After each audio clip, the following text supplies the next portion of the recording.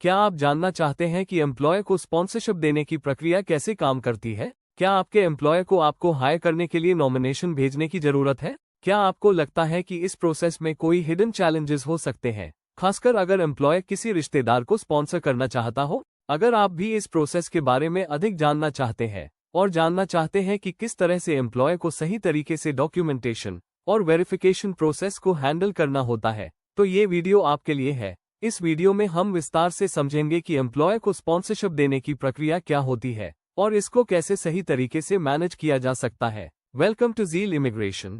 Employer को sponsorship देने के लिए एक प्रोसेस होती है। अगर आपका एम्प्लॉयर आपको स्पॉन्सर करने के लिए तैयार है, तो वह आपको नॉमिनेशन के लिए भेजेगा। पहले जो प्रोसेस था, उसमें एम्प्लॉयर को ये प्रूव करना पड़ता था कि पोजीशन जेन्युइन है और किसी को हायर करने की जरूरत है। लेकिन अब ये प्रोसेस ज्यादा स्ट्रीमलाइंड हो गई है। अब एम्प्लॉयर्स को कुछ स्पेसिफिक स्टेप्स और रिक्वायरमेंट्स को फॉलो करना होता है, जिससे इस एंटायर प्रोसेस को और आसान और एफिशिएंट बनाया गया है। सबसे पहले एम्प्लॉयर को ये दिखाना होगा कि उन्होंने पोजीशन को एडवर्टाइज किया है और उन्हें कोई सूटेबल कैंडिडेट नहीं मिला, इस वजह से उन्होंने आपको हायर किया। ये प्रोसेस को लेबर मार्केट टेस्टिंग कहा जाता है, जो ये सुनिश्चित करता है कि एम्प्लॉयर ने असली जरूरत के आधार पर ही आपको हायर किया है और किसी अन्य क्वालिफाइड कैंडिडेट को पहले अपॉर्चुनिटी नहीं दी गई। इसका मतलब ये है कि एम्प्लॉयर को प्रूव करना होगा कि मार्केट में किसी और व्यक्ति को हायर करने के लिए पर्याप्त प्रयास किए गए थे और यदि कोई क्वालिफाइड कैंडिडेट उपलब्ध नहीं था, तो एम्प्लॉयर ने आपको हायर करने का फैसला लिया है।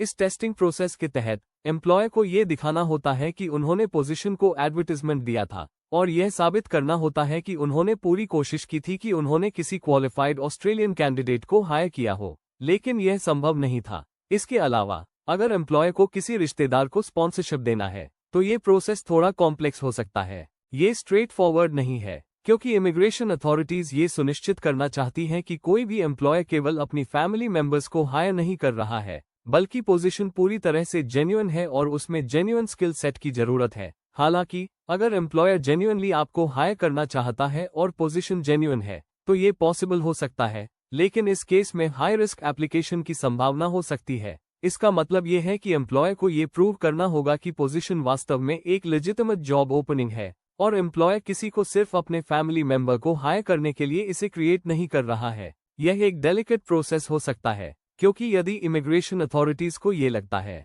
कि एम्प्लॉयर ने किसी रिश्तेदार को हायर करने के लिए गलत तरीके से प्रोसेस का उपयोग किया है, तो एप्लीकेशन रिजेक्ट हो सकती है। इसके अलावा ये भी जरूरी है कि एम्प्लॉयर ये दिखाए कि उनका डिसीजन ट्रांसपेरेंट है और उन्होंने हायरिंग प्रोसेस में किसी भी तरह की अनफेयर एडवांटेज का इस्तेमाल नहीं किया। इसी वजह से एम्प्लॉयर को ये प्रूव करना होता है कि कोई डिस्क्रिमिनेशन नहीं हुई है और जो पोजीशन बनाई गई है वह सही और जेन्युइन काम के लिए है। इसलिए यदि एम्प्लॉयर किसी रिश्तेदार को स्पॉन्सरशिप देने के लिए तैयार है, तो उसे ये केयरफुल प्लानिंग और डॉक्यूमेंटेशन करना होगा, ताकि वह किसी भी तरह की स्क्रूटनी से बच सके और एप्लीकेशन सक्सेसफुली पास हो सके। ये प्रोसेस कॉम्प्लेक्स हो सकता है, लेकिन अगर एम्प्लॉयर सही तरीके से स्टेप्स को फॉलो करता है और सही डॉक्यूमेंटेशन प्रदान करता है, तो यह एक स्मूथ स्पॉन्सरशिप प्रोसेस हो सकता है। एम्प्लॉयर को यह सुनिश्चित करना होगा कि जॉब डिस्क्रिप्शन, पोजीशन रिक्वायरमेंट्स और क्वालिफिकेशंस पूरी तरह से वैलिड और ट्रांसपेरेंट हों, ताकि यह प्रूव किया जा सके कि पोजीशन वास्तव में जरूरत के हिसाब से जेन्युइन है।